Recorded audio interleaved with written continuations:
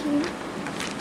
Boa noite, professora. Boa noite. Seja muito bem-vindo a essa primeira semana de Economia Política, UFCUS. Vamos começar.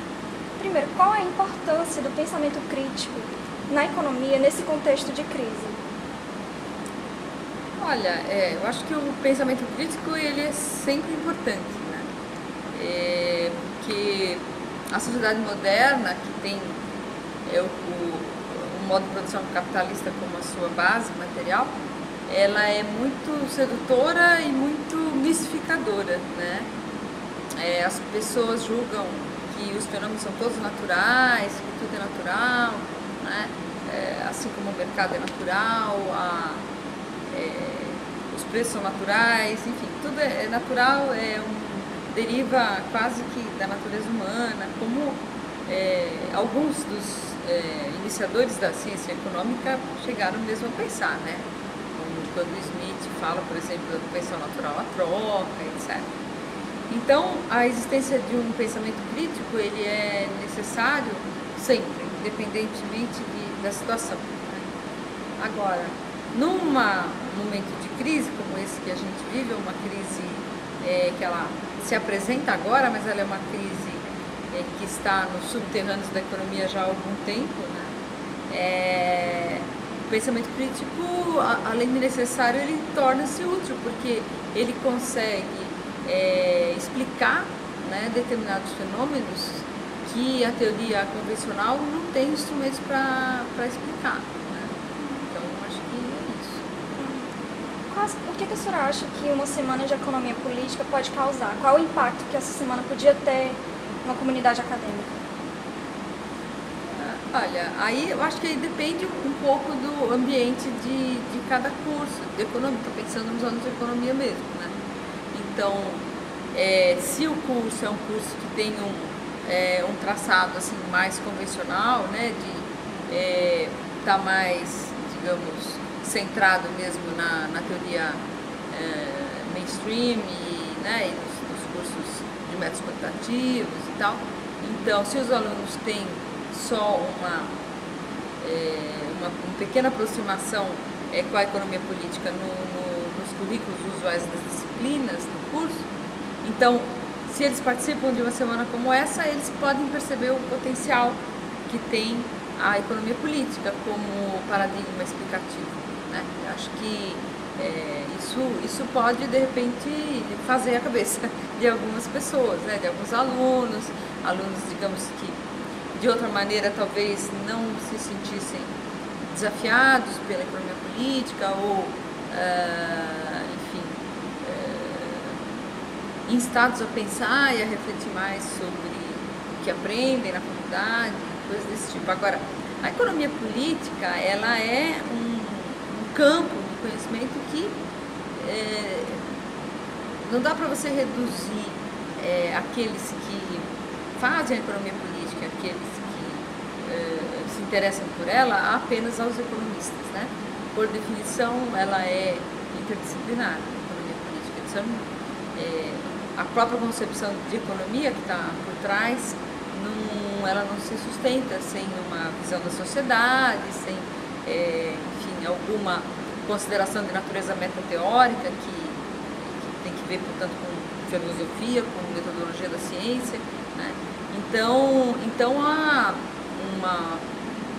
um evento como esse, né, que vocês fizeram, concentrado de trabalhos, etc., eu acho que ele tem um impacto que extravasa o curso de economia em si, né, e os alunos de economia. E falando um pouco mais sobre a semana, assim, como é que a senhora acha que está sendo a retomada do estudo da economia política? Do que você está chamando de retomada?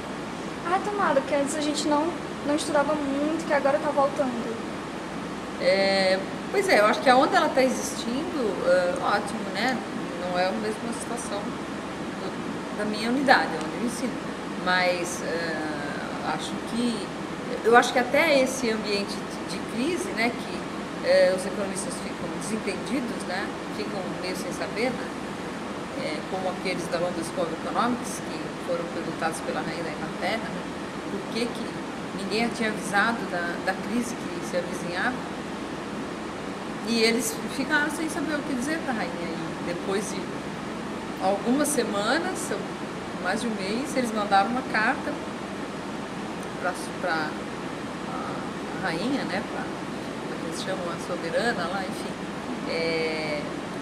dizendo que o problema foi que as mentes mais brilhantes que estavam na London School e que se dedicavam a estudar os temas da economia não tinham, faltou a eles uma visão sistêmica.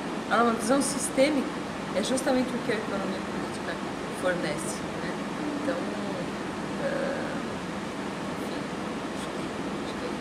Uma última perguntinha para fechar. A senhora acha que a economia formal, aquela economia convencional, ela forma ou deforma o economista? Olha, eu acho assim que o economista ele tem que, no mínimo, né, ser apresentado as diversas visões em competição sobre como explicar os fenômenos do mundo econômico, né?